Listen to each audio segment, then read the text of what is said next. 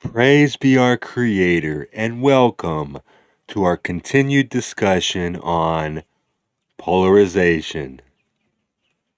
QO speaks eloquently of the hardships of the spiritual polarizer. The efforts to rectify difficult situations can oftentimes lead to breakthrough experiences with the other self as hearts open honestly to each other. That this does not occur often makes the desire for it all the greater in those who wish to give and to receive love within your illusion. The constant desire and effort made in this direction is that which builds within you the metaphysical or spiritual power, which is much like the power of any battery which stores energy. As you increase the positive polarization, the battery has the ability to do more work. The nature of positive polarity is such that in order to deal lovingly with someone else's dark side, we will see our own dark side too. This is hard. Those of QO help with this concept. One's relationship to one's dark side should be one of gratitude and love. For the dark side is that which strengthens and enables the light side. Each experience of the darker side of self is that which burns away pride and what this instrument would call egotism. It is well when one sees that side of self which has those vices and sins, if you will, in abundance, not to turn away, but rather to embrace, to love, to accept, and to forgive that part of the self for being. We will find this to be no easy thing. It need not founder us, however. We just need to accept that we will experience that various menu of both the good and bad of life as we go. Bruce puts it this way: everything in this universe seeks unity, correct? So, if the positive path seeks only positive experience, it will become a sharply unbalanced polarity, kind of like all the clothes lumped up on one side of the washing machine during the spin cycle. And we all know what that does. The mechanism starts to fail. Parts can break, and the washer cannot do its job effectively. So, would it not make sense for those on either path to seek encounters with both positive and negative, so that the clothes stay evenly distributed around the drum in the washer? You still get your increase in polarity, but don't end up lopsided and inefficient. We would never want our spiritual development to be lopsided. Further, Bruce points out the process of individualization in youth has a service to self aspect that is not our lasting choice. Hopefully, service to self must occur in our youth as a survival necessity. We are simply not equipped, either physically, mentally, or emotionally, to engage in true service to others until we have a reasonable understanding of who we are and what we are capable of. One needs to serve oneself during youth to make those discoveries. Once we have learned a bit about who we are, we then know what we can offer in service to others, and only then can a person truly become service to others oriented as a conscious act. The time of that conscious awareness varies greatly. I awoke very early in my babyhood. I cannot remember not knowing, simply assuming that I was a child of the Creator, that my Father was in heaven, not in the sense of being dead, but in the sense of being pure deity. I knew I had a father on earth, but I identified myself as a child of God. The general range of awakening is from 13 or 14. At the onset of puberty, through about age 25. Naturally, some awaken as children, some as in between child and adult, some as adults, middle-aged, or older people. We all have a uniquely set alarm clock for spiritual awakening. Those of QO add, before one can be free to serve others, one must come into relationship with the self, and the process of arriving at a love and acceptance of the self may seem very selfish and egotistical. This process of choosing polarity then will be difficult, at least on the surface of it, time and again. Alua shares with us a delightful story. A parable is told of a farmer who owned an old donkey. The donkey fell into the farmer's well. The farmer heard the donkey braying. The farmer heard the donkey braying, or whatever donkeys do when they fall into wells. After carefully assessing the situation, the farmer sympathized with the donkey, but decided that neither the donkey nor the well was worth the trouble of saving. Instead, he called his neighbors together and told them what had happened, and enlisted them to help haul dirt to bury the old donkey in the well and put him out of his misery. Initially, the old donkey was hysterical. But as the farmer and his neighbors continued shoveling and the dirt hit his back, a thought struck him. It suddenly dawned on him that every time a shovel load of dirt landed on his back, he should shake it off and step up. This he did, blow after blow. Shake it off and step up. Shake it off and step up. Shake it off and step up.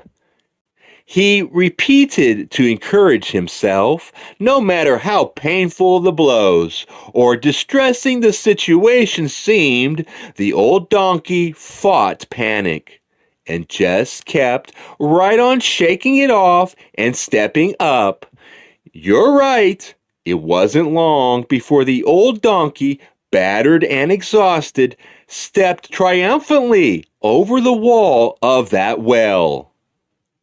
What seemed like something that would bury him actually blessed him, all because of the manner in which he handled his adversity. The best attitude, then, is guarded equanimity, supported by whatever action seems, in our best judgment, called for. We may remain calm, but we stand ready to paddle like mad. Like the polarizing ducks we are, through all manner of times of testing. One who seeks the truth cannot rest upon the previous found truths or previous made ethical choices of one's pilgrimage, but must continuously be prepared to meet that present circumstance which uses all past choices and demands that a living witness of your own polarity. Your choices without the energy of your will are like lamps without fuel and are not useful. Thusly, in your theoretical, abstract, metaphysical being, be very conscious that the entity who seeks shall be tested, and the seeking shall go forward when the test has been passed. The passing of the test being the responsible and reliable remembrance and embracing of past choices which have increased positive polarity. And in this testing cycle, we will be experiencing our own universal self in its dark side. For we do indeed have all polarity within ourselves. I have always thought of this as the full circle self. One half being light and positive, the other half dark or negative. And we do get tested repeatedly. Here's a good example of such a time of testing reported by Dale, a deeply thoughtful wanderer. I feel there is residual permanence in all we do and all we touch, foreverness, and in that vein, I was wondering if the knowledge gained about negativity, polarized entities, serves as a foothold for their efforts. I ask because I have been having brief but intense episodes of what could be called panic attacks that start in the lower abdomen, what I would call a chakra rush that quickly reaches my head and is hot, hot, hot. All the while I am coaxed into thinking about taking the easy way to do something. It lasts it lasts it lasts maybe 10 seconds or so, but it totally encompasses every fiber of my being. I am not afraid per se, but I am trying to understand. It's not so hard to understand when we have some background. Dale had been working with an orange ray issue repeatedly. It was time for him to be tested to see if his life equaled his learning. And I would say a 10-second battle indicates a fairly high degree of learning. Well done, Dale. Once this process of cyclical testing is understood, it becomes a more effective process, though not easier.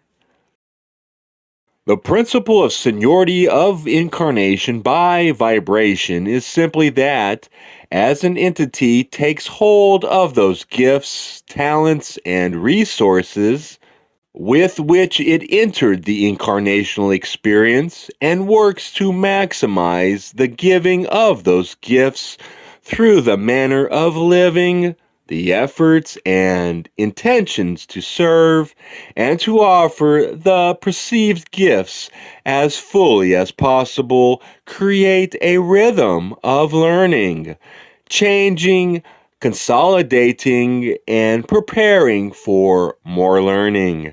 This cycle, once perceived by an entity, can be cooperated with by that entity, thereby doubling and redoubling the polarity of the incarnational experience and the efficiency of processing the catalyst received. This inspires my passionate hope.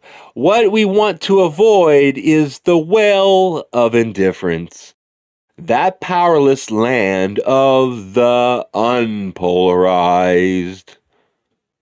Those who are indifferent in your density are those most to be mourned. For as they eat and drink and are merry without regard to serving others or the self, they simply continue in this density of experience, finding upon graduation that they have not graduated. They have not learned to love.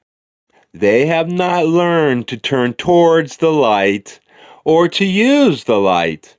And so they shall be given not hell, any more than third density is hell, but simply another third density experience, lasting approximately 75,000 of your years.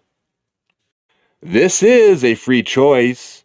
We can and may repeat third density experience in cycles that last forever, if we choose, and there is no tragedy involved.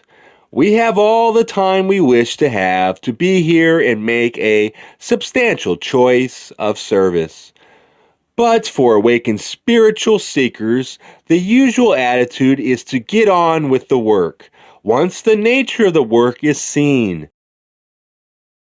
It is a fair question to ask, how many of us wanderers are here by seniority of vibration for just one more chance at cracking this choice code?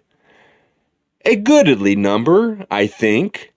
Paradoxically, a great asset in coming to do this work of polarization is a willingness to surrender our certainties and assumptions, to step aside and just heed what is occurring. And Mike echoes this. I am on my way once again. It is such a strange feeling to say, I do not know where I'm going, but I know that the Lord wishes me to walk in this direction. Life offers so many distractions.